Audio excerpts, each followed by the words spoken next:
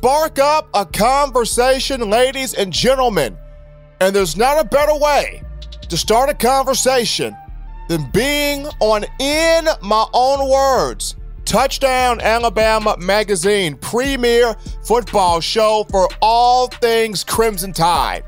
Whether you enjoy what I say, whether you can't stand what comes out of my mouth, or whether you're just the type of fan that wants to be in the know.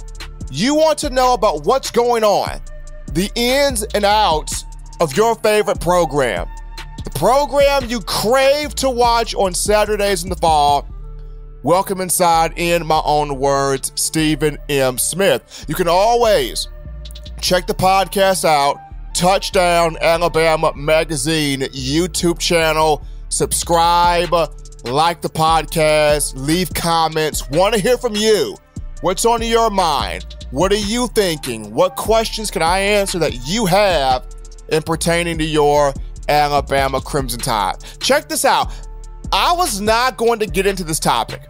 Originally, I was going to do my projections on the 4 teams I believe will be in the college football playoff for next season.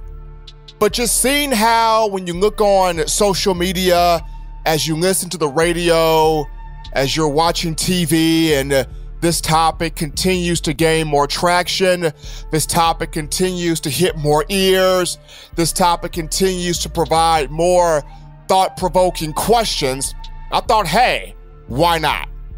Me personally, I have nothing against Central Florida. I have nothing against the University of Central Florida.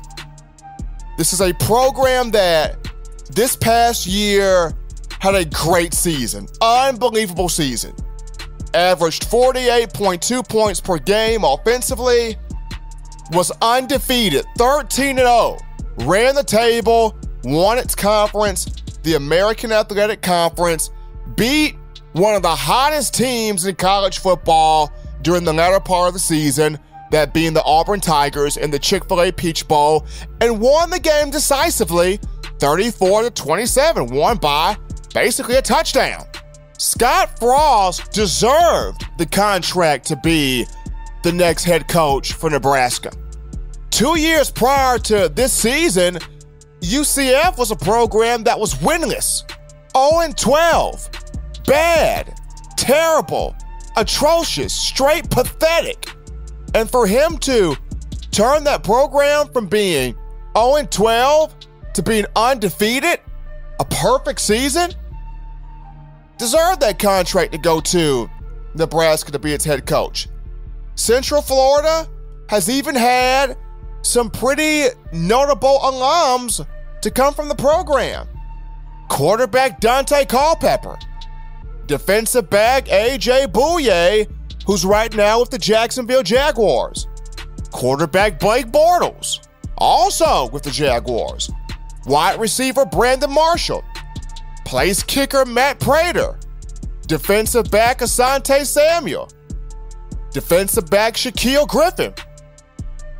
But probably the biggest asset to the program, or the biggest asset from the program, the biggest name that the program has produced, was a young man that just recently got drafted in this year's venue, the younger brother to Shaquille Griffin, who endured a birth defect, linebacker Shaquem Griffin. And I'm a Shaquem Griffin fan. And I pray that this young man has a long and prosperous career in the National Football League. This is somebody that withstood all the naysaying, all the negative, all the he can't play, he's a liability, who would draft him, who would roll the dice and get this guy, he only has one hand, what use is he, what good is he? This young man, this past season, look at what he did. 74 tackles, one hand, one of the team leaders in that category. 13 tackles for loss, led the team. 7 sacks, led the Knights. 9 quarterback hurries. 3 pass breakups, and 1 interception. Shaquem Griffin was lights out against Auburn. Jarrett Stidham couldn't breathe because that man kept getting back there harassing him. Then he goes to the Senior Bowl and turns it up a notch. Then he goes to the NFL Combine. First and foremost, he was snubbed from the Combine. Then he gets invited to go to the Combine. And he turns in one of the best Combine performances I've ever seen. Runs a 4.38 40, the fastest of any linebacker ever recorded in the history of the Combine. Then with a prosthetic hand, I think he got like 28 reps of 225 pounds on the bench. Some crazy number like that. Ridiculous. Then in the positional drills, catching everything, moving well, moving crisp. Shaquem Griffin made his dreams come true. Drafted fifth round pick, to the Seattle Seahawks. Hopefully that man has an illustrious career. But out of everybody they've put in the league, and after the season that Central Florida had, and I'm showering the praise on them. Good season, undefeated, conference champion, beat Auburn, hottest team in college football during the latter part of the season. But at the end of the day, people, have we ever considered Central Florida to be relevant? When was the last time we could turn on the TV? When was the last time we put our earphones in our ears to listen on our iPhones, our iPads, our Android phones, whatever device we choose to listen to, and we tune in to sports commentary, and they're telling us, Central Florida, that's the team to watch. Ooh, watch out for them Knights. Ooh, that's a bad team right there. Look out for UCF. They trouble. They can ball. They got some athletes. They are consistently a winning program. We've never heard that. Central Florida is a program that will string together 2 or 3, 1 or 2 good seasons and then vanish. It's an inconsistent program. The last time Central Florida was this good, 2013, y'all. I mean, yeah, they went 12-1. They went to the Fiesta Bowl. They beat Baylor. You had Blake Bortles at quarterback. And Blake Bortles is all right, but in the National Football League, he's an average, decent, quarterback. That's what he is. I mean, yes, the Jacksonville Jaguars made the playoffs this past year, but, I mean, let's be real. The defense got him there. A.J. Bouye, Barry Church, Calais Campbell, Marcel Darius, Miles Jack, Telvin Smith. Those guys got the Jaguars to the playoffs. They were called Saxonville for a reason. And how could I forget the great Jalen Ramsey, the great Duval Ramsey, along with the rest of those players, and then with the addition of Ronnie Harrison to that secondary, the Jacksonville Jaguar defense will be all the more dangerous next season. But getting back to Central Florida, even with the championship rings and banners and license plates, parades, posters, etc., the governor coming out saying, we deserve this. We are the national champion. We are Central Florida. Scott Frost was torn, man. I mean, in his first statement to George Schroeder of USA Today Sports, he talked about how, the College Football Playoff Committee did us wrong. They put us at between numbers 12 and 15, making it feel like they would put us in the College Football Playoff when they really were not going to put us there, and it's almost criminal. But yet and still, the team that gets into the College Football Playoff, those are the teams that deserve to crown themselves as champions, deserve to be champions because they're in the playoff. He said that in one statement, and then right after Nick Saban makes his play, which Nick Saban was not throwing shade at anybody. I mean, I don't know what this mess came from, Nick Saban throwing shade at UCF. I mean, all the dude said was, look, self-proclaimed national championships are different from those that you actually win on the field. It's the truth and it's common sense. And here comes Scott Frost, part 2, taking a dig, a stab, a jab at Alabama, talking about all the self-proclaimed championships Alabama has. Look, first and foremost, aside from the BCS era, almost any team could have self-proclaimed a national title. I mean, back then in the 40s, 50s, and 60s, even the 20s and 30s, the national champion was voted on after the season ended. And they were voted on by a bunch of numerous polls. So there were multiple national champions after each season if you go by the polls. I don't know how the polls ultimately did all of that, but there were multiple national champions. So aside from the college football playoff, aside from the BCS where you can determine the champion mano a mano on the field, battle this thing out blow for blow, pound for pound, a lot of teams were claiming national championships. Bunch of them. But Nick Saban's 5 at the University of Alabama, all were won on the field. Central Florida is doing exactly what it wants to do. It's doing exactly what it's supposed to do. You look at rap artists, R&B starlets that flame out after one of the 2 albums. What do?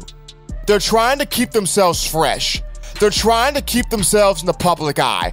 They're trying to keep themselves relevant. That's why they jump on other guys' songs, other people's albums as featured artists, trying to keep their name out there, trying to make sure that they're in the nook and cranny and iPhone and iPad and device of every person listening, because they know if I can keep myself in every device of people, my name is still out there.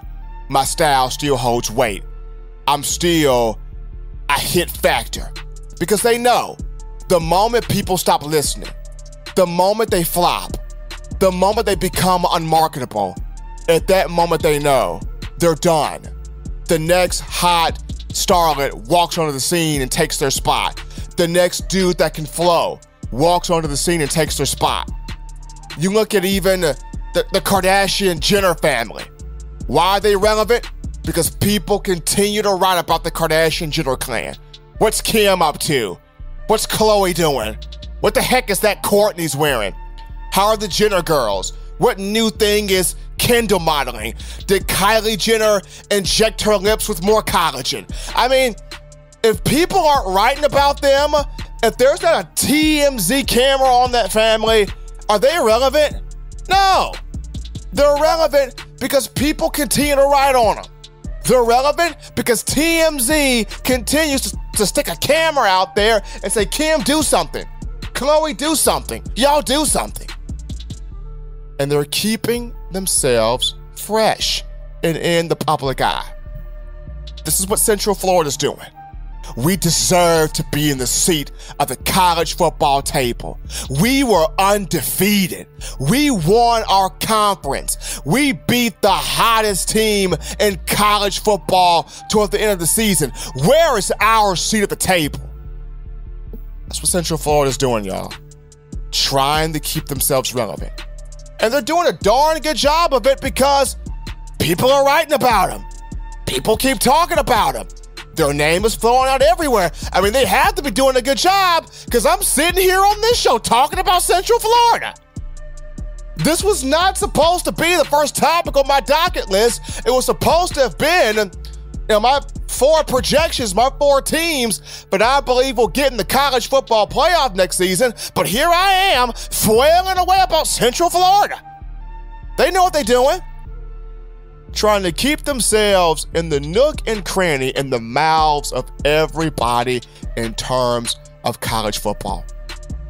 It's gotten to a point where Nick Saban made the point he made about not self-proclaiming a championship, and you got ESPN, or former ESPN, you got Danny Kanell of all people sitting here saying, how dare he try to rain on Central Florida's parade?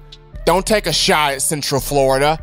Weren't you the same coach, Nick Saban, that said if you don't win your conference title, if you don't win your conference, you shouldn't even be in the college football playoff, and you were gifted with an opportunity to be in, but you didn't deserve to be in? First and foremost, Danny Kanell, a couple of years back, did you not see Ohio State not win its conference title and it got in? There's more to the college football playoff committee than winning your conference title, if you haven't figured that out yet. I mean, winning your conference title, yes, that's important, but there's more peas to the pie. There's more pieces to the puzzle than winning your conference title. Case in point, you look at this past season. Look at this past season. Ohio State had a chance to get in. Alabama would not have even been in the college football playoff if Wisconsin and or Ohio State would have just done their job. If Wisconsin wins the Big Ten title game, Alabama's not in, Wisconsin's in. If Ohio State beats the tar out of Wisconsin, the Buckeyes are in, despite having 2 losses. I mean, the College Football Playoff Committee is seriously on their couch. Kirby Hocutt and the company, Bill Hancock and company, on their couch, watching the conference championship games on the couch. They watch Oklahoma take a blowtorch to TCU, just completely eviscerated them. And at one point in the game, the committee goes, stop the tape, stop. I can't watch this no more. Oklahoma's in. And then they watched the SEC title game, and they watched Georgia pound and pound and pound and pound Auburn. And the committee's like, stop. Georgia's in. And then they watched Clemson rip the turnover chain off Miami and stomp it into the dirt. And the committee's like, stop. Okay, we give. Clemson, you're in. They're sitting here waiting on Ohio State. They're like, here it comes. It's coming. They're going to do it. They're going to kill Wisconsin. Here it is. It's coming. And it never happened. The Buckeyes let little Alex Hornibrook at quarterback hang around.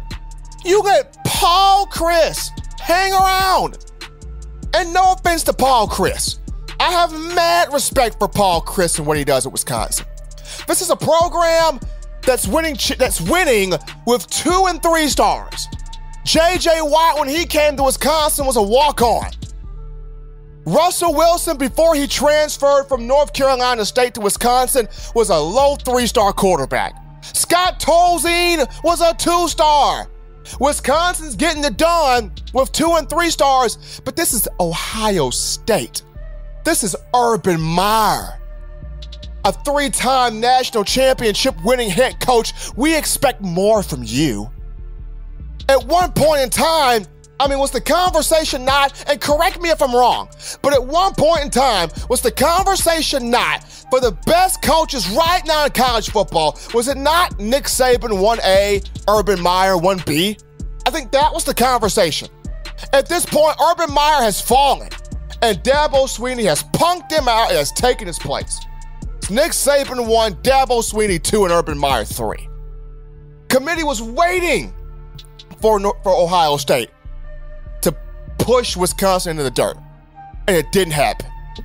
It took a 4th quarter interception for Ohio State to win that game.